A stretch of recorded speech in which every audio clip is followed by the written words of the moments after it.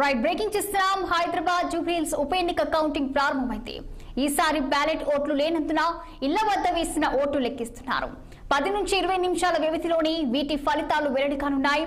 ఇక ఒక్కో టేబుల్ వద్ద ఒక అభ్యర్థి తరపున ఏజెంట్ ఉన్నారు.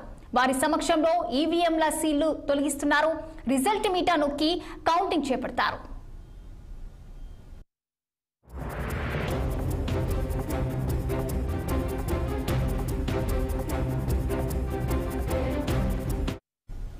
మరికొన్ని గంటల్లో జూబ్లీహిల్స్ అభ్యర్థుల భవితవ్యం తేలనుంది. మధ్యాహ్నం 2 గంటల వరకు తుది ఫలితం వెల్లడి అయ్యే అవకాశాలున్నాయి.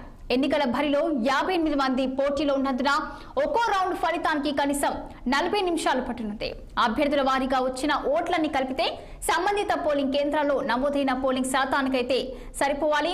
మరి అభ్యంతరాలపై ఏజెంట్లు ఫిర్యాదు చేస్తే కౌంటింగ్ సూపర్వైజర్ ఆర్ఓ కలిసి విచారిస్తారు. ఓట్ల లెక్కింపులో వ్యత్యాసం తేలితే వీవీప్యాట్ డబ్బాలోని చీటీలను గుర్తుల వారీగా లెక్కిస్తారు. ఎలాంటి ఫిర్యాదు లేని రౌండ్ ఫలితాన్ని సిఈసి అధికారిక వెబ్సైట్ లో ఉంచుతారు. అన్ని రౌండ్లు పూర్తయ్యాక ఆర్ఓ తుది ఫలితాన్ని ప్రకటించి విజేతకు ధృవపత్రం అందజేస్తారు.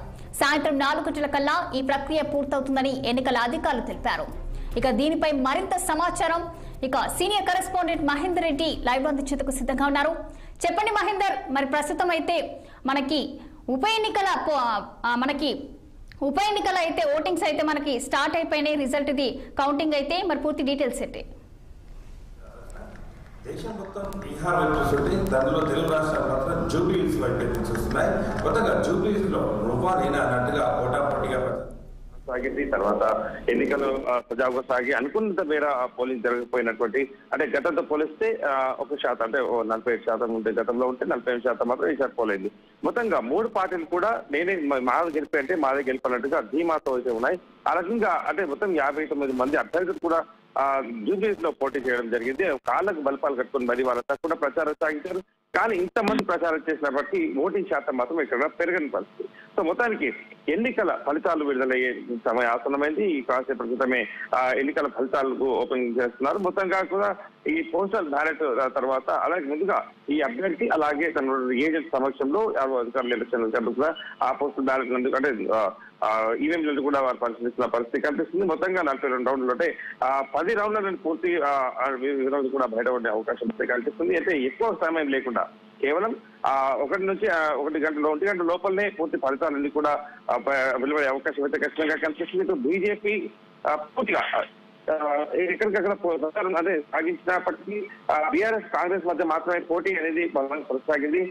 ఇక్కడ పోటీ మాత్రం మేమే ఉన్నామట్టుగా 59 అభ్యర్థులు దీంట్లో ప్రధానంగా పోటీ చేయగా ఇక్కడ మాత్రం పరిస్థితి మాత్రం భిన్నంగా అంటే 2 పార్టీల మధ్య పోటీ జరిగిందని తెలుస్తుంది. సో ఖచ్చితంగా కాంగ్రెస్ బీఆర్ఎస్ మధ్య మాత్రమే పోటీ జరిగిందని మాత్రం స్పష్టమవుతున్నటువంటి పరిస్థితి కనిపిస్తుంది.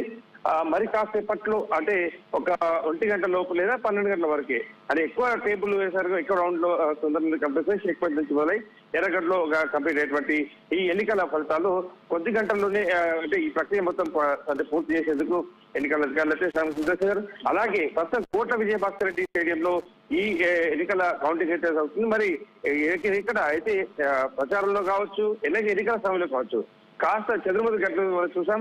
మరి అలాంటి పునరావృతం కాకుండా పటిష్టంగా అంటే పటిష్ట భద్రత కూడా ఏర్పాటు చేశారు. 250 మంది పోలీసులతో మొత్తం కూడా ఈ కోట్ల విజయభాస్కర్ స్టేడియం మొత్తం కూడా పహారా కాస్తుంది. మొత్తంగా ఈ పటిష్టమైన బందోబస్తులు లో ఈ ఎన్నికల కౌంటింగ్ అయితే సజావుగా కొనసాగుతుంది.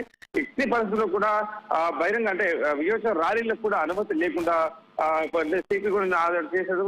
ఎవరు కూడా ఏ పార్టీ అభ్యర్థి గెలిచినా కూడా వియోచన ర్యాలీలు అనేది చేయకూడదు అనేటువంటి ఆర్డర్స్ కూడా జారీ చేశారు.